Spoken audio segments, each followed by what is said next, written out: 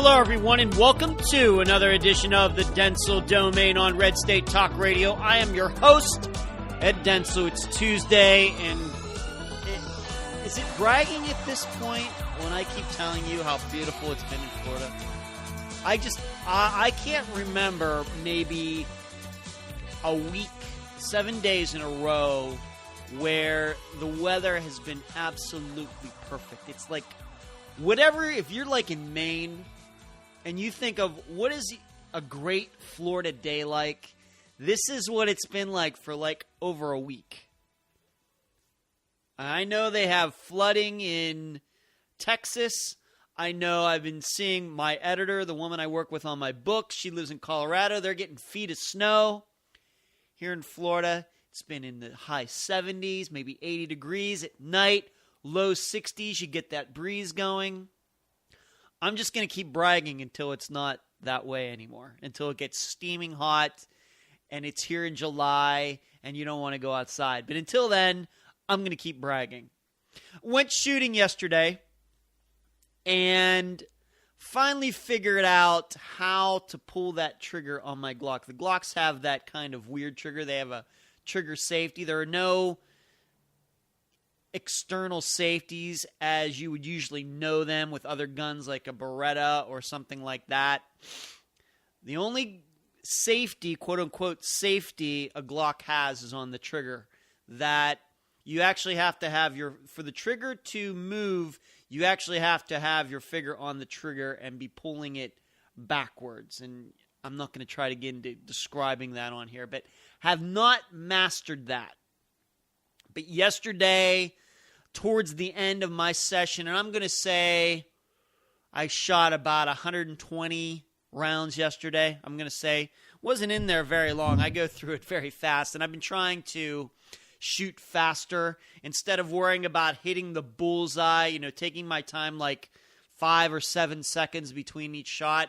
I'm trying to get that down to like a shot every second or so. I know even that's not really, really fast, but it's a lot faster for me. And just making sure that I can at least hit somewhere around the middle of the target, shooting like maybe 1 shot per second or something close to that. So that's what I was working on yesterday. And finally, towards maybe the last third of that session, I finally got the handle on that to the point where at 25 feet, and I had my 31-round magazine in the gun by that time, which is spectacular. I absolutely tore the center to the high center of the bullseye of that target up at 25 feet, shooting fairly fast. I mean, it's the best shooting that I ever did yesterday. That final, like I said, about the final 40 shots were the best I've ever done. And I have a picture of it up on my Facebook site. If you can do a search for Edward Dentzel, and you'll find it there. But it was really good, taking the slack off of the trigger and squeezing, not pulling it, but squeezing it. And I just continue to love that gun. I continue to say this. It's only jammed once, and that's when my dad was here, and he was shooting it for maybe his third shot out of the gun. One of the cartridges, when it ejected, what do they call it, stovepipe or whatever it was. And I think it's just because he wasn't holding the gun solid enough. I've never had any jams, and I've probably put 600 to 700 rounds through that gun now, probably. So, and as you know, I'm a newbie. But yesterday, that last target that I had up there completely tore it up. Big, like I kept hitting the same part of the paper to the point where there was just a big hole in the target. I was just putting bullets right through that hole. So it was pretty spectacular, and I had a fun time. But it's fun. You go through those rounds so quickly, it's just like, boop, you're done. And I'd like to be able to spend more time there shooting, but as you know, ammunition isn't cheap, and I'm there by myself. That's why I've had a woman who's a friend of mine go. She's big into guns, and she's gone with me a couple times. And so you get to be there longer because there's both of you shooting, and you get to talk about what you're doing, and so that's the fun part of it as well. You go by yourself, time goes by so fast. So there you go. Let's move on to the show. But I'm loving my Glock 19. Just absolutely loving it. Something that I didn't get to yesterday, and this goes back to something I was talking about last week. Did you see that a missile blew up? North Koreans claiming they can do this, they can do that. And they tried to shoot off a missile, was it this past weekend, and it blew up. I didn't see any video of it, but it sounds to me like it blew up on the pad or shortly after it got into the air. Reminds me of course, we launching rockets in the United States, sometimes things don't go the way we planned either. I know most people, they think of NASA and rockets and disasters. They probably think of the Challenger and Columbia disasters that happened. But if you go on YouTube, you can watch quite a few videos of NASA blowing some rockets up as well, some malfunctions. Not just going back to the early 60s, but more recently. But North Korea, whereas we get maybe one out of, our percentage rate, of course, is very high. We have a very high success rate. North Korea, it sounds like it's 50-50 whether one of those rockets is ever going to get off the pad or not. And I continue to remind all of you, it's not us or, NATO or China or Russia that is keeping North Korea from excelling in this particular endeavor. What's keeping them from excelling at the mastering of missiles and nuclear weapons is simply the technology. Now, granted, yes, they haven't been able to, maybe they've gotten a little bit, they've stolen maybe a little bit from China and elsewhere. But luckily, there have been enough countries who hate the North Koreans that they don't allow them to get the technology because they're afraid of what will happen if Kim Jong-un were to have his hands on nuclear weapons. So they have to kind of figure it out on their own, and they're still trying to figure it out. So I guess you could say we're stopping them, but we're not really stopping them. Really, the technology is what's keeping them from becoming a nuclear power the way we understand nuclear power in the 21st century. That's alarming. I said that last week, and I'll continue to say that until it's not the case anymore, is that we as the United States, we haven't done enough. Of course, the Chinese haven't done enough. Other countries have not done enough to keep them, the North Koreans, from getting this technology. There's an episode of Star Trek Voyager, which I know a lot of people, if they're real hardcore Star Trek fans, they're not big fans of Voyager. I loved Voyager, especially, I'm not going to lie to you, especially once 7 of 9 got involved. But actually, it got better before that. I'm going to say like the season before 7 of 9, the character was introduced, it started getting good. First couple seasons, a little weak. But there was a episode where Voyager gets caught in the orbit of this planet that is spinning, and the time on that planet is happening at a different rate. So for every second that Voyager, or every minute that Voyager was experiencing time, this planet was experiencing like a day or a week or something like that. So it was maturing very fast, and Voyager gets to watch as this country goes from like the Stone Age to the point where its technology is even better than Voyager's. And this is kind of what watching North Korea is like for me. You're just watching them slowly get better at this stuff. Having mistakes, blowing stuff up, their own stuff up by accident, but slowly working toward that point where the rest of us are going to be very afraid of them. And we have to wake up every day just crossing our fingers. Unlike, you could say, at least until recently, like Iran, where there have been overt acts, mainly by Israel, with some of our help with the Stuxnet virus and some other things. And you could even say there have been some suspicious deaths of scientists, nuclear scientists in Iran, if you want to delve into that. That there have been overt acts to stop their, or at least slow down their program. Nothing like that going on in North Korea, mainly because those two countries are very different. Iran is a very, very open country compared to North Korea. It's easier to get people and technology into Iran to foil their nuclear aspirations than it is North Korea. That's what makes it so tough. So, but we're watching it. We're just sitting back watching it. And really, to me, it's like watching a very slow train wreck. And there's nothing you can do about it. It's, or watching, it's like you see these two trains, they're like a mile apart. They're not going that fast. They're maybe going 15, 20 miles an hour. But they're on the same track. They're heading toward each other, and there's nothing you can do about it. Even if each of them were to put on their brakes right now, they are still going to hit. This is like what it's like watching right now.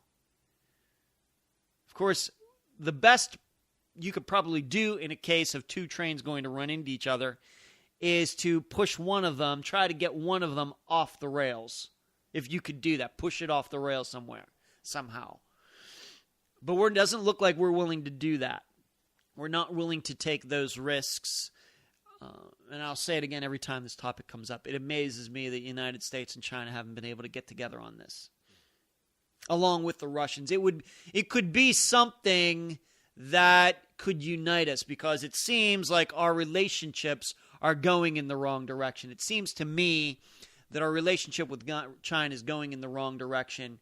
And should Donald Trump be president, I think that'll definitely be the case. And I'm not so worried about the economics of that. I'm worried about the military aspect of that. Everybody's so focused on jobs going to China, products coming into our country from China, that they forget that if we get into some economic war with them, it's the military side of it that's much more dangerous. As long as you trade with people and you do business with other countries, you'll probably get along fine. If you don't, then something different will happen. In fact, you could say, for example, with Russia, with our relationship with them going the wrong direction, mainly because of the administration we've had for the last 7-8 years, is if we were to do more trade with them, do more business with them, and I know we do a little bit, those kinds of things probably would, the things like attacking the Ukraine and Crimea, not the Ukraine, in Crimea Peninsula that happened a few years ago that continues to this day, maybe that stuff doesn't happen. It's not a coincidence that as soon as China's economy started to take a turn, and it continues to take that turn in the wrong direction, not slowing down as many people thought it would, but it's hard to say because they doctor their numbers as well as any country in the world. It's not a coincidence that their country, their GDP slows down, that they get more militarily frisky. That's not a coincidence. All right? With them building that island, putting military jets on that island, trying to take over the South China Sea. Just because it's called the China Sea doesn't mean it's China's. We have a Gulf of Mexico. Does that mean it's Mexico? Does that mean that Mexico's Navy can just control the entire Gulf of Mexico? Of course not. Just the name. That's it. Just a name. So they're doing that. Same way with Russia and these flybys. As I've told you, I don't know what to make of these flybys. I don't think they're as big a deal as other people do in Russia. But to me, you could say that it's not a coincidence that as Russia continues to struggle, being that the oil prices have been down. Granted, they're back up to about $40 a barrel today. They were down, if you remember, into the high 20s not so long ago. But Russia relies on oil exports to keep its economy going, to keep its government going. Suddenly, as their economy, once its economy starts to take a little bit of a crap, what do?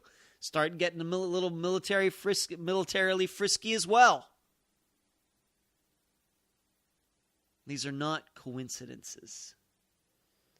And in fact, I think that if you were to look at history, you'd find that wars and these things are preceded by bad economic times.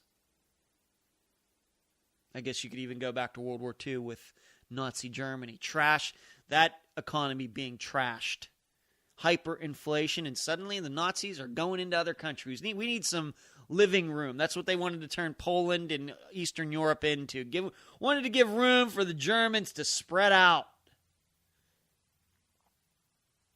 So, but North Korea, I anticipate that country being, if I live to be 85 years old, I anticipate that country being a problem from now to the day I die.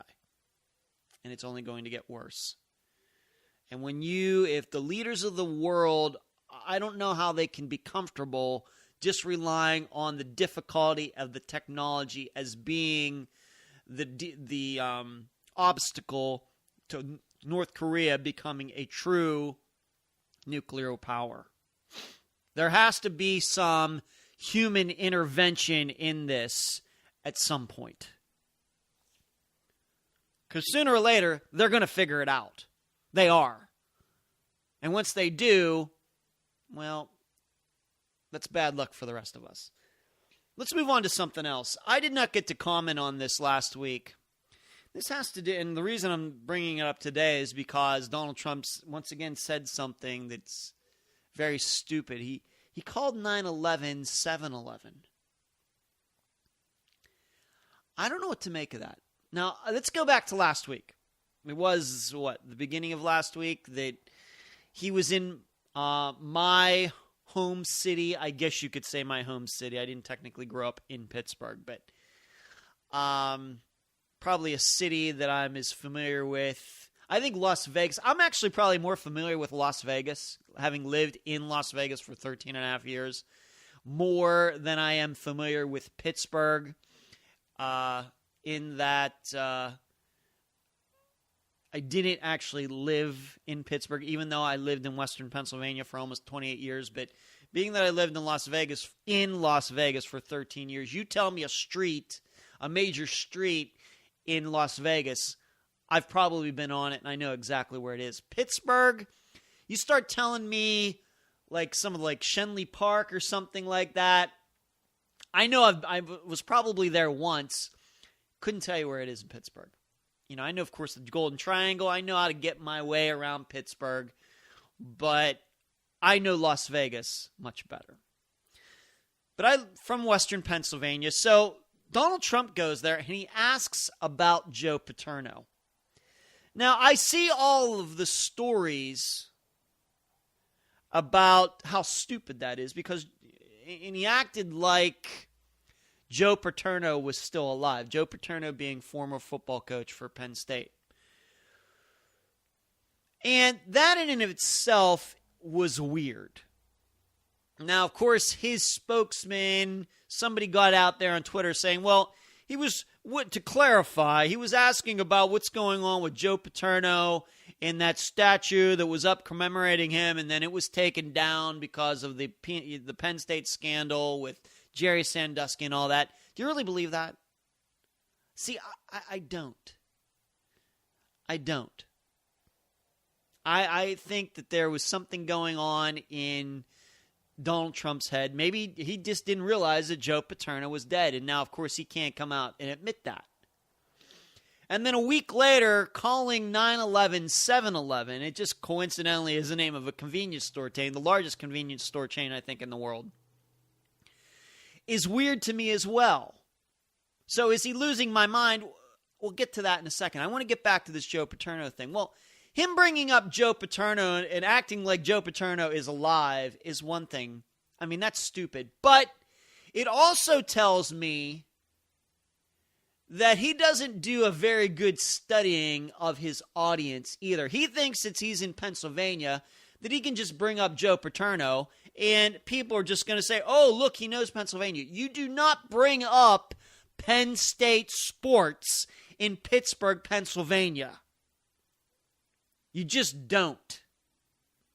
All right? That's like just because you're in Florida, you bring up the University of Miami when you're in Tallahassee, where Florida State is. You don't do it, or the opposite. You're in Miami and you ask about Florida State sports while you're in Miami. You do not do that. Truth is, Pittsburgh is nowhere close to State College, where Penn State. It's like a 2.5-hour drive at least. Everybody in Pittsburgh are University of Pittsburgh fans, and the University of Pittsburgh and Penn State are arch enemies, arch rivals, whatever you want to call them. In fact, I'm looking forward to this year. They're going to be playing football against each other for the first time in several years. Now, who kept that from happening? Joe Paterno did.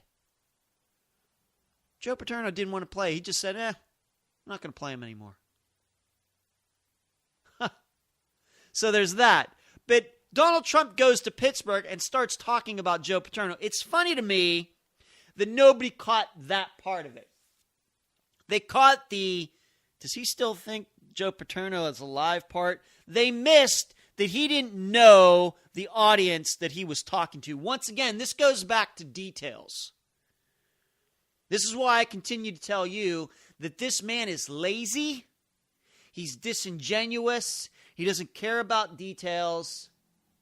He's all about stereotypes, all about generalities, doesn't want the specifics. You know, if you go to Pittsburgh, you don't talk about Penn State. You want to go to State College and do a rally there and bring up Joe Paterno? I get it. I don't like Joe Paterno. I don't like Penn State. I'm a University of Pittsburgh guy. But if you want to do that out there, I understand. You go to University of Pittsburgh, or you go to Pittsburgh, you talk about the Steelers, you talk about the Pirates, you talk about Tony Dorsett, you talk about Dan Marino, you talk about all these other guys and athletes or coaches who are from the Pittsburgh area, Mike Ditka, Dan Marino, Joe Namath, Joe Montana. They're all from the Pittsburgh area. Why not bring that up? No, he has to bring up Joe Paterno. I'm hoping that he actually lost votes because of that. Now, they did talk, as you know, I've told you, I listened to Pittsburgh sports radio. The sports hosts in Pittsburgh had some really good laughs because of that. Now, I know none of them like Donald Trump, not because he's an idiot, because I think most of these sports hosts everywhere are liberals, and they're probably Bernie Sanders or Hillary Clinton fans and Barack Obama fans. But they had some good laughs at Donald Trump's expense when he did that. See, it's little things like that that should worry you as a Republican voter. That he goes somewhere and wants to bring up a person that isn't affiliated with that area at all. He just thinks he's in Pennsylvania. He can just bring up Joe Paterno anywhere. Which is bizarre to me. Talk about belittling your audience. Now, let's get to the point, the second, third, fourth, whatever point it would be. Is he losing his mind? Is there something going on with Donald Trump's head that he would think that Joe Paterno is still alive? And I do believe that's why he brought it up. I don't believe this after-the-fact excuse. He was being so passionate about September 11th that he called it 7-Eleven. He mentioned the police and the firemen at 7-Eleven. I'm not sure that he's losing minds. I think he just likes to hear himself talk. I think this is one of the reasons he contradicts himself so much, is that his mind registers, okay, I hear my voice I hear my voice, I'm talking, I must be doing something right. I think that's what goes through Donald Trump's head.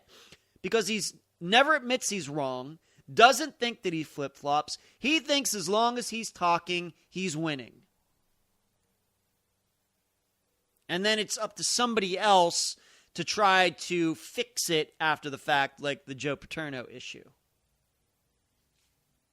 Now, I haven't seen, I'm not saying it doesn't exist, I haven't seen a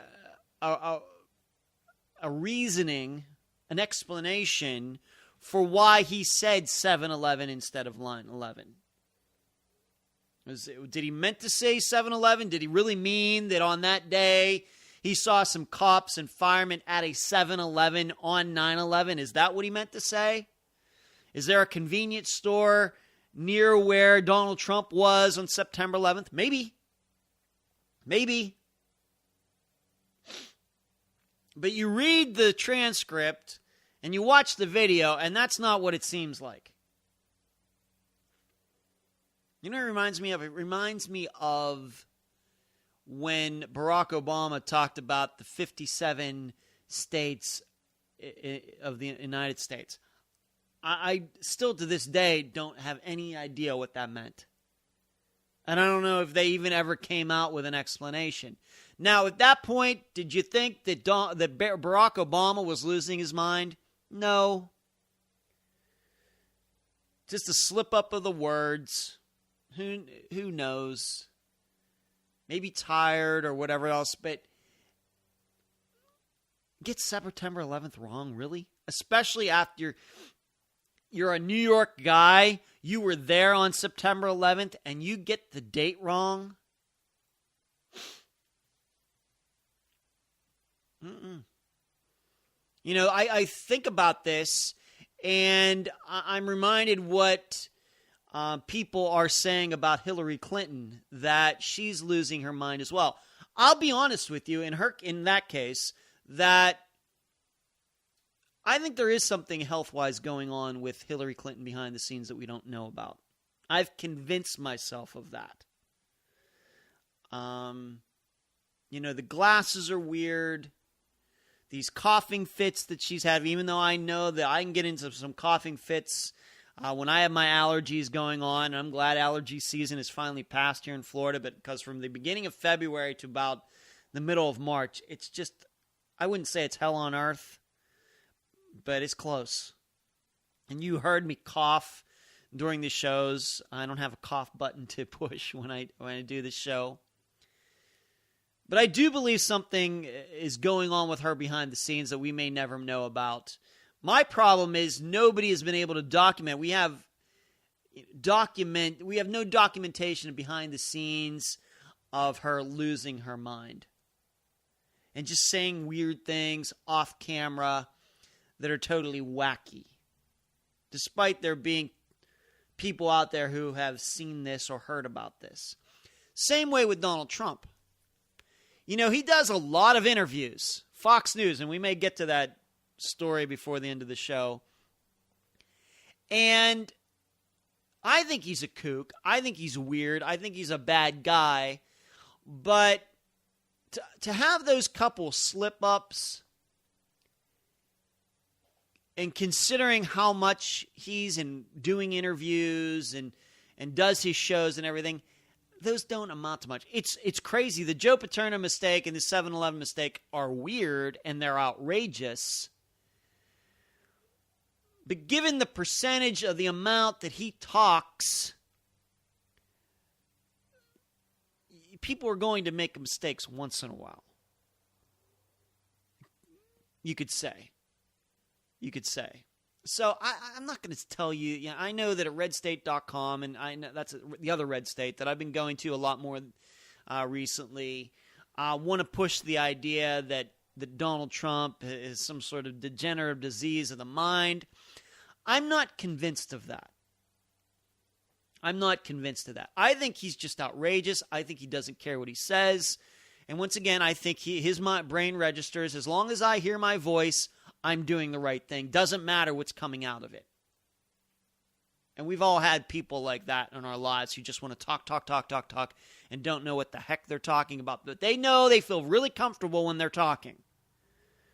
They can't stand listening to people, but if they're talking, they think they're impressing the heck out of everybody. And that's who Donald Trump is. And when you think like that, and you don't care about what you say, mistakes are bound to be made. Big ones. And I got to go to the break. You've been listening to the Dentzel Domain on Red State Talk Radio. The voice of American conservatism. WRS Digital, Red State Talk Radio.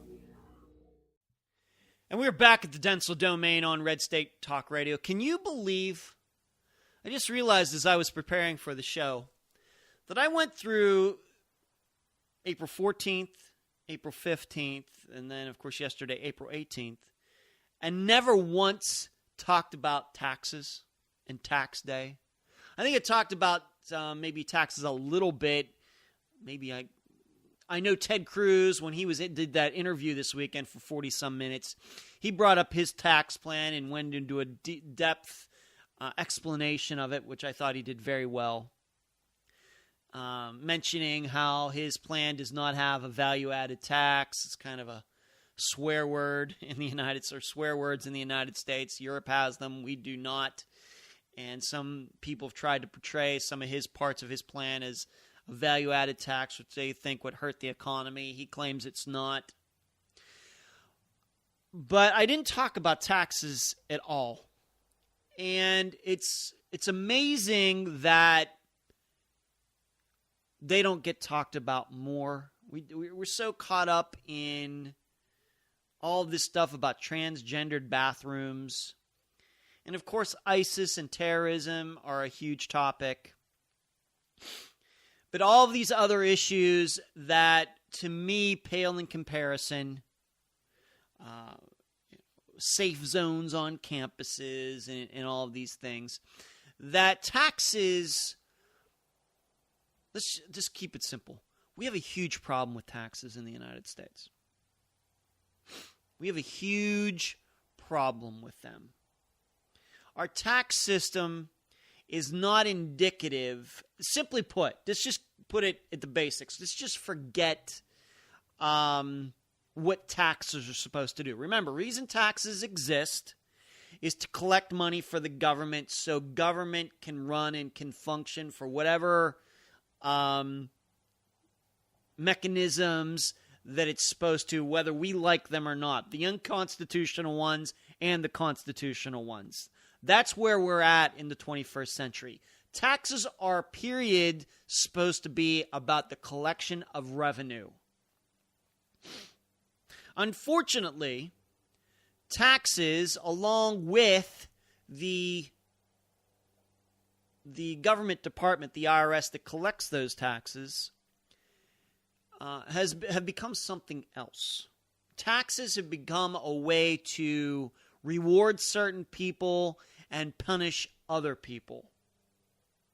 That's what it's become. I don't know how you can get anything else out of the targeting of the Tea Party groups. And we know, going back several decades, that the IRS has been used for all sorts of nefarious purposes, both by Republicans and Democrats. Let's just admit it.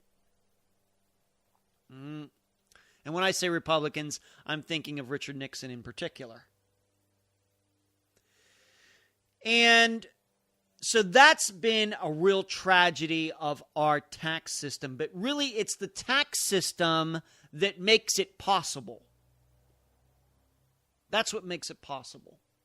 The truth is if we had a simpler tax system, and what I mean by simpler, I mean not just individual taxes, but business taxes and sales taxes and everything else, you wouldn't be able to use the IRS or some tax collection department. It couldn't be used as a weapon. It's the tax system that allows it to be used as a weapon, and then there are politicians that figure out how to use that weapon for those purposes, to beat down political adversaries. But it's the weapon in this case that, what it should be is we should have a tax system, but it should be simple enough, it should be transparent enough that, and the audit process, for example, and that's what we're talking about being targeted for audits, and we know how difficult those things can be, or simply denying in the Tea Party cases, groups just wanted to sign up to be 501c3s, and IRS people asking them all these intrusive questions that should never come to be. I mean, let's just put this right out there. The reason that there are 501c3s and 501c4s and 501c76s, I'm making that up, is because our tax system is a disaster in the first place. All these special stipulations, and there are a lot of people, too many people, both in government and not, who love that stuff. That's the reason they continue to exist. I'm sure if you did a poll about our tax system in the United States, most people would hate it. Most people would say overall that the way they have to do their taxes and how much they pay in taxes and all of this sucks. The problem is that a lot of people don't want to get rid of this deduction. They don't want to get rid of that deduction. Tax credits for children, and the truth is, none of it should exist. And I don't know if enough conservatives talk about that enough. Once again, this is one of those touchy topics. All right? It's a very touchy one because you have to figure out, do you want to be honest or do you want listeners? And I've told you that I think over the years, the last 20 years, conservative media people have been more intent on getting listeners than actually telling the truth. Because the truth is about our tax system is, all you conservatives who love all those tax deductions for this and that, a true conservative tax system would not have any of those. Are you willing to give any of those up? Your average conservative on the street is going to say no. And in that way, those people are no different than people who send their conservatives who send their kids to public schools. You're killing us, man. You're killing us. Because it's stuff like that, it's those little ins and outs and little back doors and chutes and ladders of our tax system that allow people in government to manipulate the tax system to torment certain people. This time around, it was Tea Party people trying to sign up for 501c3s. Next time, it'll be someone else. It'll be another group. Probably a conservative one. But too many people don't make that connection. They don't see all of this ins and outs and ups and downs of our tax system and filling it all out as the reason that the tax system can be used as a weapon in the first place. We as conservatives have not put that connection together. Whereas, in Ted Cruz's case, and he's not the guy who originated this has been going on for a long time. If we were to simplify our tax system and, some people talk about you just have to fill it out on a postcard or something like that, something real simple, then those things can't happen. What went on at the IRS can't happen because it's so easy to fill out your taxes. There aren't all these deductions. You don't have to sign up. There would be no such thing as a 501c3. There would be none of this stuff. Which just wouldn't exist. And then there'd be no weapons. There just wouldn't be anything.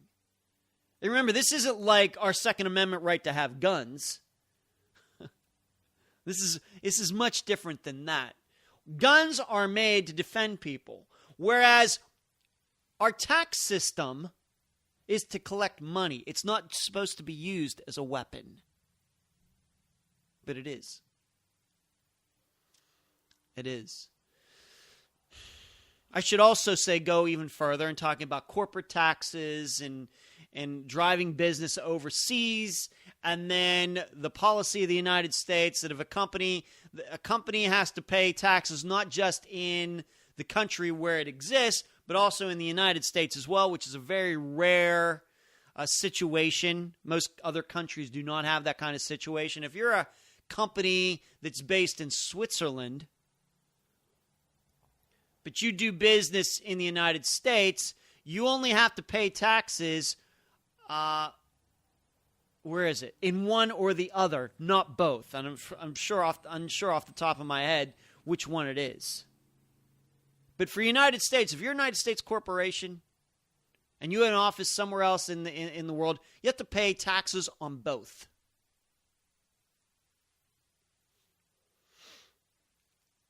And in that way, our tax system is not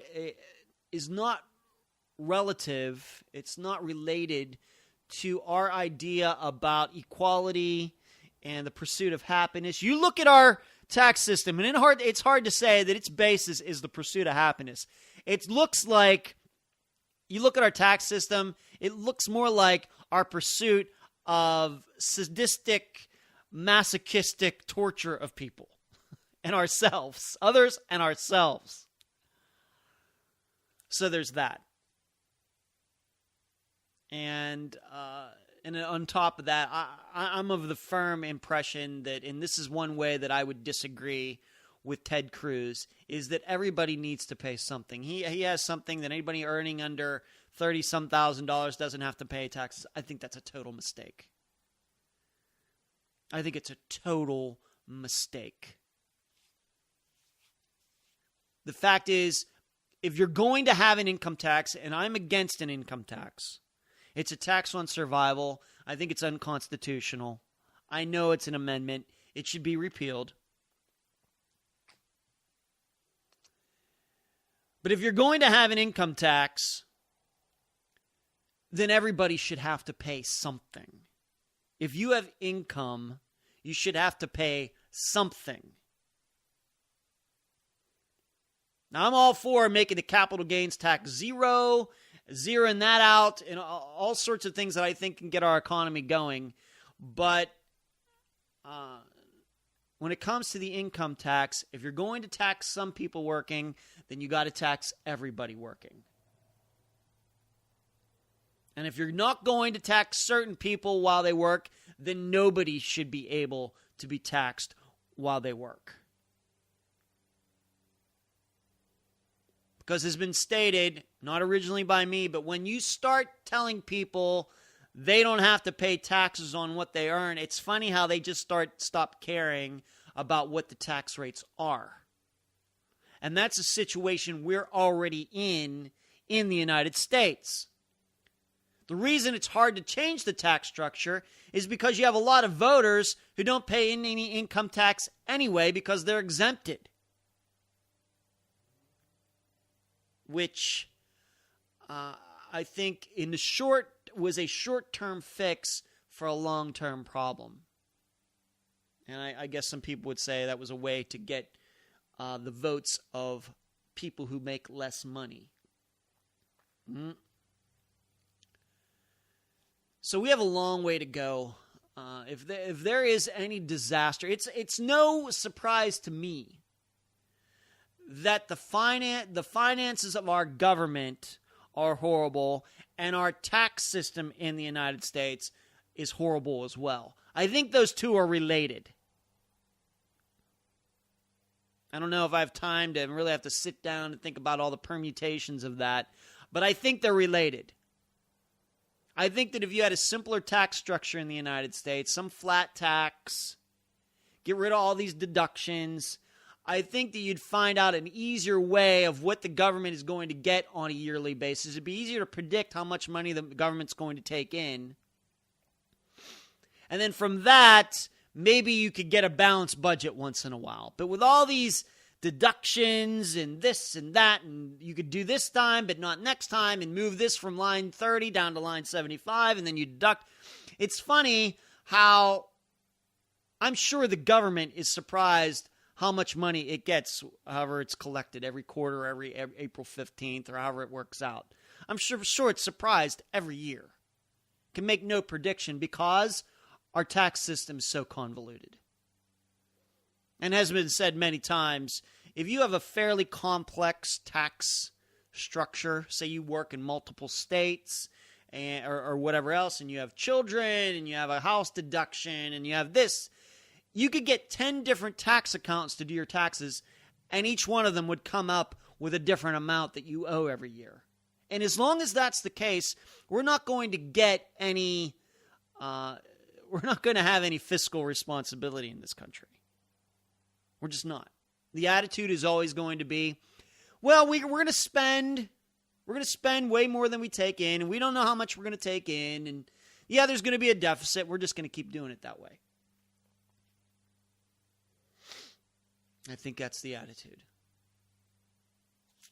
And I think, unfortunately, that our complex tax system has given people an excuse to spend badly, for governments to spend badly. I really believe that as well. And, of course, people who, of course, are dialed in, they love a complex tax system like that because they can find all the loopholes and benefit from it. That's also why the tax system is what it is. And remember, I'm talking about all of this, and it has nothing to do with revenue. That's all it's supposed to be about, but really our tax system has become, what can you get away with? What can you do? Can you do it? And our tax system causes people to make decisions, I think, that they wouldn't normally make. Because, well, I can get a deduction over here, and I can get a deduction over there. So, it's exasperating. You know what I think of when I think of our tax system? I think of, you can look this up. There is a woman who inherited the Winchester fortune. And when I say Winchester, the gun manufacturer. And she ended up having this house, I forget where it is, I just have seen pictures of it, that over the years, I think she's dead now, but she kept adding pieces onto this house at different times, like every 5 years or every 7 years, every 10 years, until it became this huge monstrosity. You'd have stairways that go nowhere. You'd have doors that open into walls. This is what our tax system is like. You had this little core thing that existed at one time, and then over the years, all this stuff has gotten this deduction and this additional tax, and this rate goes up and this rate goes down, and you keep adding on to this very small thing that was understandable at the time, but the more you add it on, the more complex and scattered it becomes. Until one day when you look at it, you figure, how did we get here? Really, if you were to look at our tax system, just come down as an alien, look at our tax system, you'd say, how the heck did these people come up with this? Well, the way we came up with it is that not all of it was created at the same time. You had this piece here, then 5 years later, some Congress thought this was a good idea, and then this got repealed down the road, and then this got added on, and that's how you get to where we are. That's why it's a disaster. So, and I have to guess it has to be one of the most complex tax codes in the world, which, once again, is the opposite of way our attitude is toward our country regarding in freedom and liberty. There's nothing about freedom or liberty or anything in our tax system. Nothing.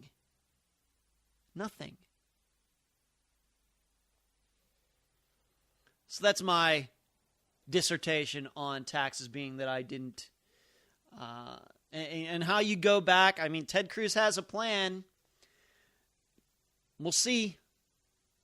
We have to bite at it little bit by little bit by little bit. We'll see. And of course, the spending, that would have to change too, because as I've told you, there's no tax system in the history of the world that can cover the amount of spending that we're doing in the United States. We are taking in, the funny thing is, We're taking in more money than ever in the United States. As far as tax revenue, we're still running deficits. Go figure that one out. Let's move on to something else before I leave. Cruz and gay marriage. He was confronted about gay marriage somewhere, and he had I thought, a great response to this. And I don't know if his explanation flies in all conservative sectors. I know that there are many conservatives out there who believe that we should have an amendment to the Constitution with marriage can only be between a man and a woman. Likewise, I know that there are people out there who think that we should have an amendment for abortion to be illegal over the entire United States. And so when Ted Cruz starts talking about how gay marriage needs to be a states' rights issue,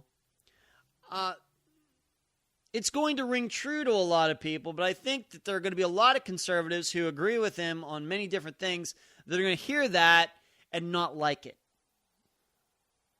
And in fact, if you go to some comment sections and doing research for this show, because research is allowed, you see that there are conservatives who don't believe that the states' rights defense is good, or it's strong enough where they believe in it and they believe it's wrong. It's a tough one. You know my attitude toward gay marriage. I don't think the states or the federal government should know who's married at all. I don't believe it's any of their business.